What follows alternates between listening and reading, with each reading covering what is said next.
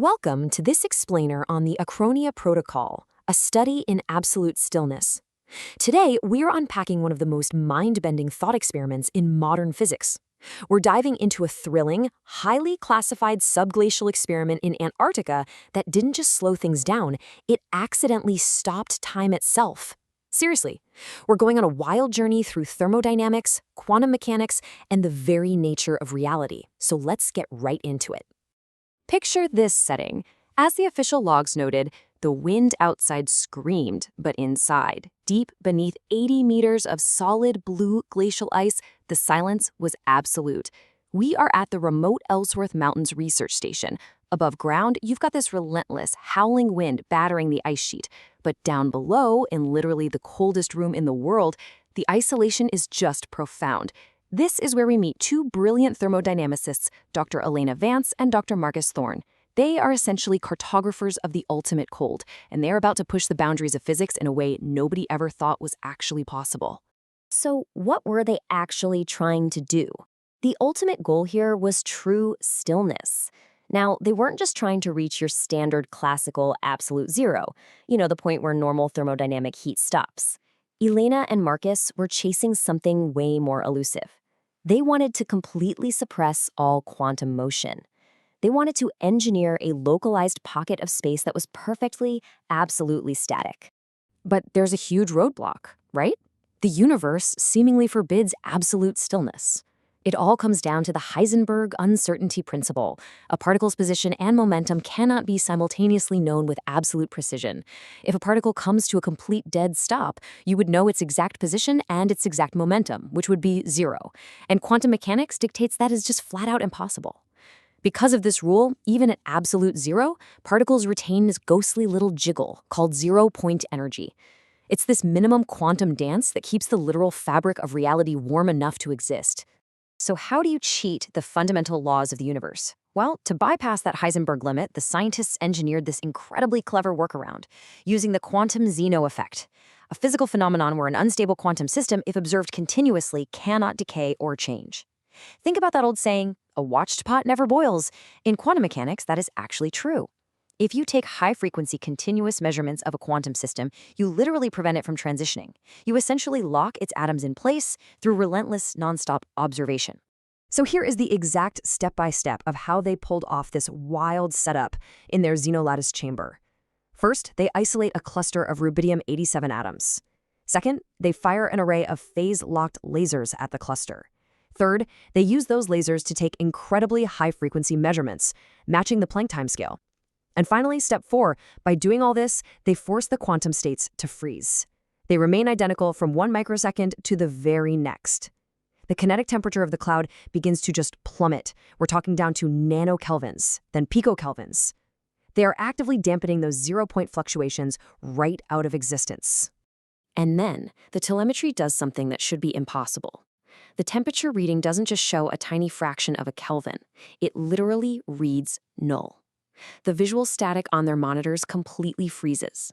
Inside that vacuum vessel, they have generated a sphere of space roughly the size of a grapefruit, and it isn't dark and it isn't light. It is a pocket of absolute, unreflective stasis.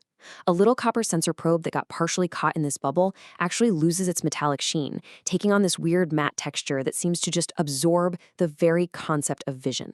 The electrons have a drift velocity of exactly 0. The sheer impossibility of what they created becomes immediately apparent to both of them. I mean, listen to this quote from the incident log. The green light simply stopped. It was as if the photons had been pinned to the air like insects in a display case. That is just wild imagery, isn't it? The green alignment lasers crossed into this grapefruit-sized boundary, and they didn't exit, they didn't scatter, they just stopped. If a photon's velocity drops to 0, and the speed of light is a fundamental constant of spacetime, that means spacetime inside that bubble has literally lost its metric. It is completely static. This complete freezing of light forces us to ask some really profound philosophical questions about the nature of time itself. For centuries, brilliant minds have debated this. You had Isaac Newton, who championed substantialism, arguing that time is an absolute physical background. Basically a cosmic clock ticking away in the background even if the universe was completely empty. But then you have Gottfried Wilhelm Leibniz, who argued for relationalism. He said, no, time is simply the measure of change between states. Without physical change, Leibniz argued, time does not exist at all. Which brings us right to the core of the issue. If there is no change to be measured, does the dimension of time have any physical reality? Inside that chamber, they haven't just created a place where time runs slowly. No, because they reduce the probability of any state transition to absolute zero. The system literally cannot change. So if Leibniz is right, the coordinate of time has been completely severed from our universe in that spot. They created a pocket of achronia, a place entirely devoid of time. But as you might guess, you can't just break the universe without some terrifying consequences.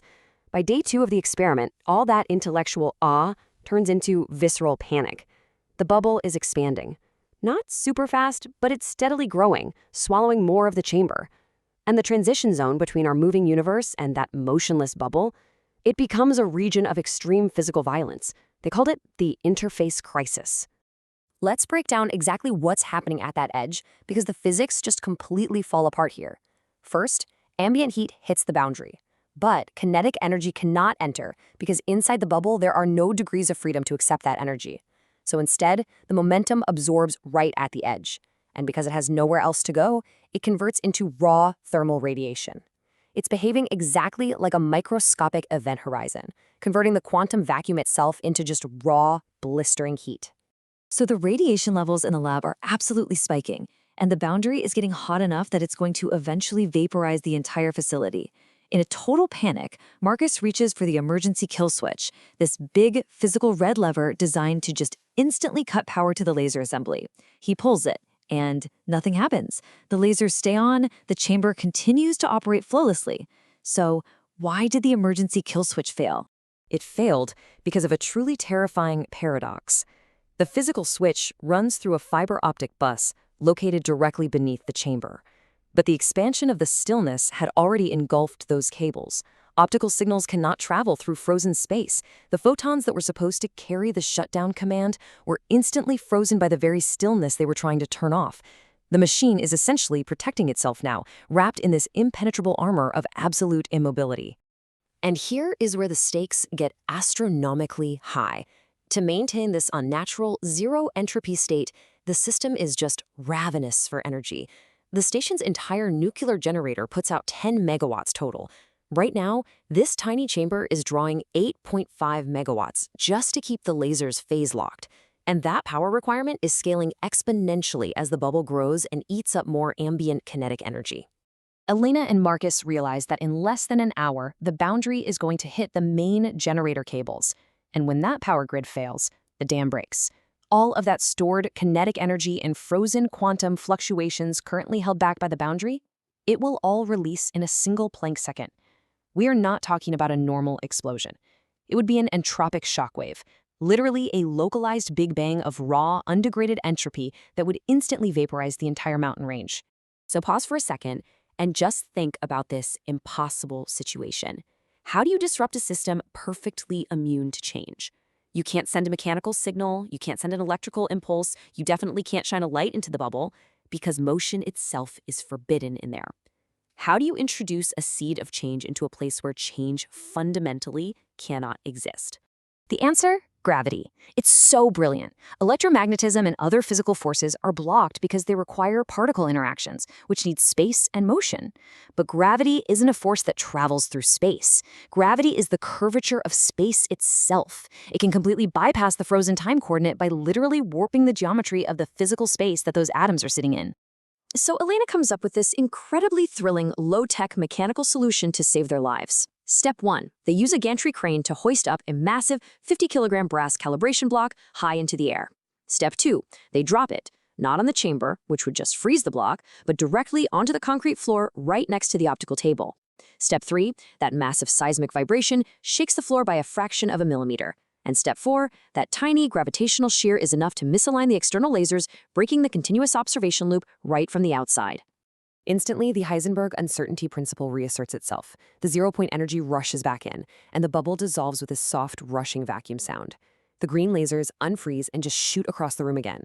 But here is the absolute craziest, mind-bending part. When they check the system clock to see the time differential, 3 seconds versus 48 hours, Inside that little grapefruit-sized chamber, exactly 3 seconds of absolute stillness had passed. But for Elena and Marcus outside, it had been a grueling 48 hours. 3 weeks later, the chamber is packed away in crates, the project is highly classified, and they are standing out on the Antarctic ice sheet. It really forces them to reflect on the macro-scale implications of what they just achieved. Because if time is just the measure of physical change, then what is our entire universe doing right now? It's expanding. Entropy is rising. We are living through what they call the Great Thermodynamic Unwind. Think about the ultimate fate of all this. Trillions of years from now, the stars will burn out. The black holes will evaporate into Hawking radiation. Maximum entropy will be reached, a state of total thermal equilibrium where no gradients exist, no heat flows, and no work can be done. It's the heat death, or the big freeze. Eventually, the universe becomes perfectly motionless. The entire cosmos will mimic the perfectly motionless, timeless state of their tiny glass chamber. The arrow of time itself will just disappear. As Alina stands there, watching a drift of dry snow blow across the ice, this beautiful, temporary little manifestation of entropy, she has this incredible realization. We so often view time as this master that we fear, right? But time is actually incredibly fragile. It only exists because our universe is imperfect, constantly breaking, decaying, and falling apart. As she beautifully puts it, time is the price we pay for change. It leaves you with such a lingering sense of awe, doesn't it? If absolute stillness means the complete absence of time, then maybe the chaos and change of our everyday lives is the exact thing that makes the universe worth experiencing. Please like and subscribe.